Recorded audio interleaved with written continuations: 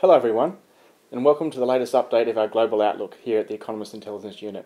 My name is John Ferguson, Director of Global Forecasting, and today I'm joined by Cailin Birch, our Global Economist, and Max Lambertson, our Lead Analyst for Eastern Europe and the CIS. Today we want to focus on US-Europe relations. There's a lot to talk about. Mr. Trump's just come back from we would say a controversial trip to Europe. He started with NATO, went to the UK, and then finished with a major discussion with Mr Putin there in Helsinki. Cailin, maybe we can start first with NATO. We've seen Mr Trump distance himself, question Article 5 on many occasions when he's talking about NATO. What did we learn from this NATO summit and how Mr Trump views the alliance? Well, I think Trump's approach to the NATO summit was a sort of a hardening of stances we've already seen him approach on the international stage in recent months. The first kind of major international gathering where Mr. Trump was present, and we really saw this calling into question of critical, long-standing alliances the U.S. has held, was at the G7 meeting just a couple of months ago, where we saw this kind of weakening of these pre-existing ties with the key economic and diplomatic partners that the U.S. has long had. So that in itself is not new. We saw a lot more of that at the NATO summit. But I think what's new is really this hardening of the anti-alliance stance. So Mr. Trump's kind of distaste for traditional alliances that are constraining and burdensome and result in long procedural kind of decision-making processes those are well documented. It's one of his few clearly held policy standpoints.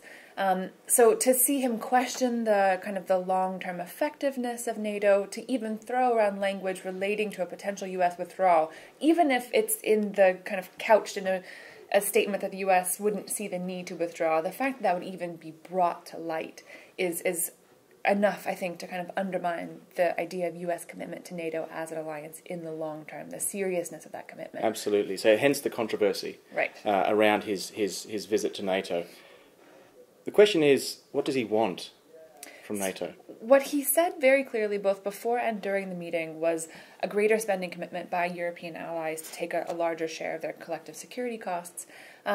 That is what he's asking for in name, but in reality, there's very little, I think, that would change Trump's stance to this alliance and make him value. He also made an off-the-cuff, possibly an off-the-cuff comment saying NATO members should reach for 4% of defence spending of GDP. Yeah, the idea that European countries would be spending 4% of their GDP on defence is unrealistic. It's closer to what the US spends, but the US has long prioritized defence spending. To go for some European countries, under 2% up to 4% is unrealistic. It would never happen, which means it was not meant to be a realistic proposal, which again means probably there's going to be not any kind of clear commitment that will satisfy Mr. Trump and change his stance towards the alliance. It almost sets up this Trump-NATO relations as never being sort of satisfied. He can question this now for the remainder of his term, that NATO members are not meeting their commitments, and that can be his narrative now for the next 2 or 3 years. Right. This is anchored in his worldview that alliances are not necessarily beneficial, they are constraining, and I don't expect that he'll change his view on NATO. So who does that worry? It's not the US, and to a certain extent it's not major European powers, but it's smaller NATO members that are more reliant on that collective security agreement for their national defense. They are the ones who are going to be concerned. Absolutely. Max, let's shift. So Mr. Trump did make a visit here to the UK, but let's shift to the summit there in Helsinki. A lot of people have said that out of that quite extraordinary summit, that Mr. Putin was the winner. Is that our view? How did you view the summit? The summit was a symbolic victory for Mr. Putin because it allowed him to present Russia as a sort of strategic peer to the U.S. Mr. Trump also kind of helped him to this effect by laying the blame for the poor state of U.S.-Russia relations entirely on previous U.S. administrations, which puts the onus on himself and on the U.S. now to improve relations. So that also, played in Putin's favor. Mm-hmm. But I will point out that Trump did not make concessions at some word that he might at the summit. And there was a lot of worry, legitimate worry. There was, given that all of the statements that he had made over the last couple of years, there was significant concern that he might recognize. At the Singapore, with North Korea, he made what we might say were surprise concessions there. And that was the worry that he'd do the same thing again. Absolutely, right? yeah. But he didn't. He didn't recognize the annexation of Crimea, which was the first thing that people were wondering that he might do. He also didn't criticize NATO in front of Mr. Putin, which you might expect given what happened in Brussels. Just 2 days before. So that in that respect, it was not a big victory for Mr. Putin. And finally, Russia is still in a pretty weak and vulnerable position. Paradoxically, despite Mr. Trump's professed desire to improve relations with Russia, U.S.-Russia relations now are more tense than they were before he was president. Sanctions are tighter on Russia. So this is an interesting point, Max, because we've got almost a Trump-Russia relationship, but that is very different from, say, how Congress and what we expect of sort of overall US-Russia relations, right? Absolutely. And on the Russian side as well, the Russian establishment remains very distrustful and suspicious of the U.S. establishment. So we have sort of two relationships here. We have one between two individuals, which seems trusting, and one between two establishments, which is sort of more long-standing and distrustful. And it's really the establishment relationship that's more important here, because it's that relationship that's going to set the sanctions regime on Russia, which is going to remain strict and might even be tightened further. So we definitely don't expect a walking back of sanctions from the US towards Russia. We do not, because Congress locked those in last summer, and every time Trump seems to make concessions to Russia or say positive things, Congress and the U.S. Treasury Department come out and try to punish Russia basically further. So there's a definite divergence there between what Mr. Trump professes to want to do and what Congress and Treasury Department allow him to do. Absolutely. And what's interesting, and we started off this discussion with how Trump is relating to Europe more broadly, the EU, UK, and Russia. It's really, for us, sort of solidifying his, as Cailin mentioned, anti-alliance worldview, this almost dog-eat-dog, zero-sum worldview that he has.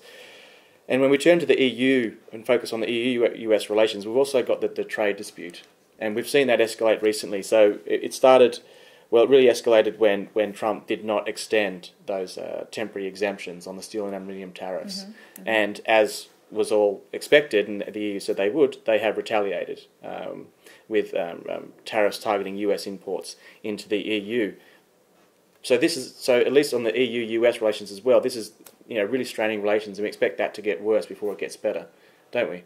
It's unlikely that we're now watching very closely the investigation into autos from the US, and it's unlikely that Trump will not do anything in response to that investigation. Right. It seems every proportional response from a trade partner, be it China, Canada, Mexico, or the EU, has been viewed by the US administration as an escalation of the conflict, rather than a response to tariffs that had been initially put on by the US and in the same proportion on the same kind of value of goods. So the fact that the EU has responded does raise a lot of questions, because we have a number of investigations going on into further potential tariffs towards the end of this year. How far do you think this potentially could go with respect to the EU? Yeah, it's an excellent question, and there is a range of possibilities. But at the moment, I think we're expecting Trump to. We do expect him to move on those auto tariffs once the investigation is completed. At the moment, we think it's most likely he'll target autos from the EU. So obviously, he could target the range of auto imports coming into the US there. But we think at least he will start with those from the EU. So this US-EU relationship is actually it's under a lot of strain. We saw him pull out of the Iran nuclear deal, which put a lot of pressure on that relationship. And again, if our sort of expectations come to pass, it's a further worsening of the relationship between the US and the EU. So when we come back to this sort of growing story for us, or growing narrative around Mr. Trump's worldview, the way we view it is this American first approach that he has. It doesn't necessarily mean that we don't see it as intending the US to be isolated, but that's the result that we are expecting. We are seeing the rest of the world respond almost in a coordinated fashion to the tariffs that he's bringing, and also we've just seen the EU and Japan sort of finalise their massive, huge trade agreement. Countries are going ahead ratifying the CPTPP, and we expect that to be come into effect possibly late this year, early 2019. So the rest of the world is readjusting, and the US is in a way losing influence from Mr. Trump's American First policy. So that's where we're at. There's a lot of things for us to watch, a lot of challenges with the US-Europe relations. But thank you so much, Cailin, for your commentary, and Max joining us to talk about the complicated nature of US-Russia relations, and you've made some excellent points. Thanks so much for listening to us, and we're back again next month with another update of our global outlook.